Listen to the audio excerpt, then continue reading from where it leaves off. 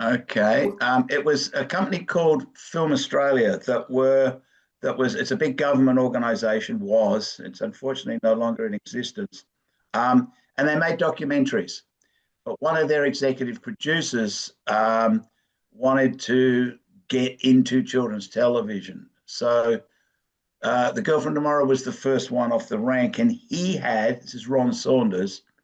Ron had the idea, so the idea of a girl, so like a teenage girl from the future being marooned back in our time, that was the brief.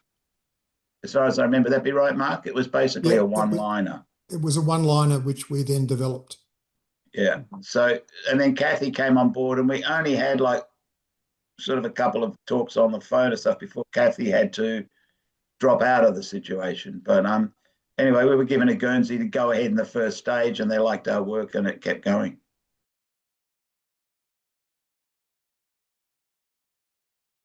As John was saying before about character, it's actually who are the people involved in this story? What's their story? What's their journey through the arc of the series?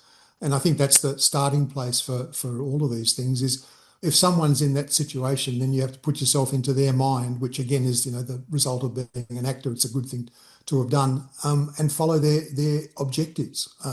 What do they want? What's the situation? What are the obstacles they come up against? And one of the greatest discoveries of the series was the villain Silverthorn, who was the bandit from the 25th century who kidnapped Alana and caused the whole problem in the first place.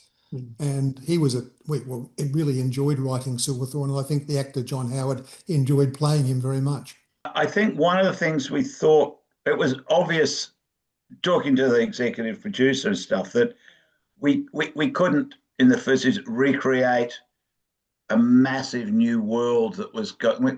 We had not a big budget at all.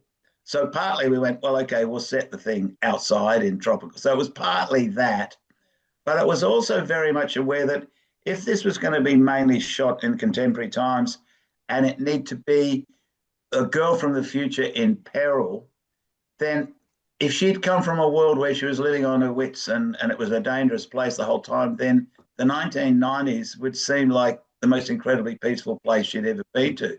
So we kind of reversed that and said, okay, so she lives in a time now where she is, which is peaceful and everybody works for each other and stuff. And then she comes back to a world which is full of a technology she doesn't know. And it seems incredibly dangerous to her. And we got a lot of good comedy out of that. And also a great deal of tension. I mean, obviously, other than the tension that she suddenly found herself 1,000 years away from everything she knows and loves. But it was partly a contrast with that. And then putting Silverthorn's time in the middle of it, that's when things are really bad. So the year 2500.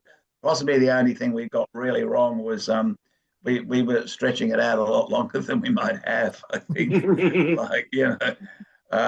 If so anyway, it's all a bit scary. But we also, both of us, did a lot of reading and were involved in stuff. So it's not like we were unaware that there was a climate problem.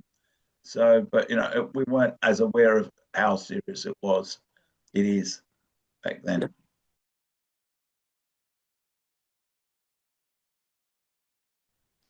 I was going to say the production actually happened up in Sydney, and we were in Melbourne.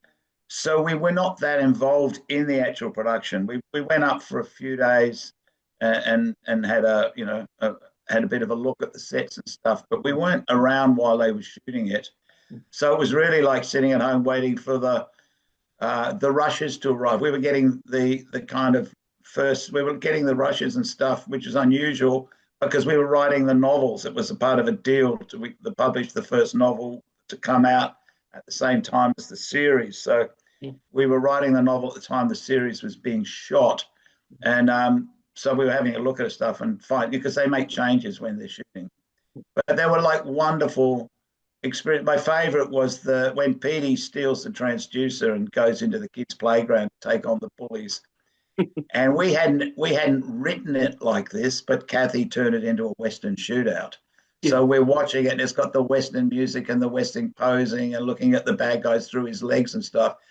and that when that happens in your writers, it's just brilliant because we just run around roaring with laughter, going, "She absolutely nailed that scene." So there was really good experiences. That stuff we hadn't written, but then the actors and the director and the costuming and all that take over and enhance that. Inevitably, there's a few things, not so much with Girlfriend Tomorrow, but in other shows I've done where it goes the other way and you go, "Oh, what have you done? No, you've ruined the comedy of that scene." But Kathy was a very good I director. was just going to say this was our first TV show, so it was a really signal experience and terribly exciting. And those visits that John's mentioned to Sydney were extraordinary. I remember the first time we went up to Film Australia, where the studio was, and we walked into the set for Petey's bedroom, and the production designer was a very talented man called Nick McCallum. And we had written, the boy's bedroom. He's a science fiction fan. He's got, science fiction paraphernalia. But Nick had created this whole wall of Lego, a Lego computer. And it was like the realization that what you create as a writer, somebody else's imagination will take what you've done and like really run with it, like John was saying. And it was an extraordinary and so exciting to actually see what somebody else had done with the words that you'd written. I'm going to say it exceeded my expectations. It was so exciting. And John, you elaborate on that. I was going to say the same thing too. That it was it was a wonderful experience when it went to air. But and it sounds bizarre, but to see your names at the front of something, and which in those days was very unusual for writers in Australia to get their names in the opening titles. So that was a really good, really, oh my God, they put us up front. It was like that was terrific. And then and I'm a great lover of the use of music in shows, and the music really enhanced it. And we'd seen rushes, and suddenly everything's of course been color graded, and the sounds all been mixed, and and it looked, it just looked $1,000,000. And the effects have come on, which we've never seen any of the effects, and some of them look a bit hokey now, but they held up really well back then.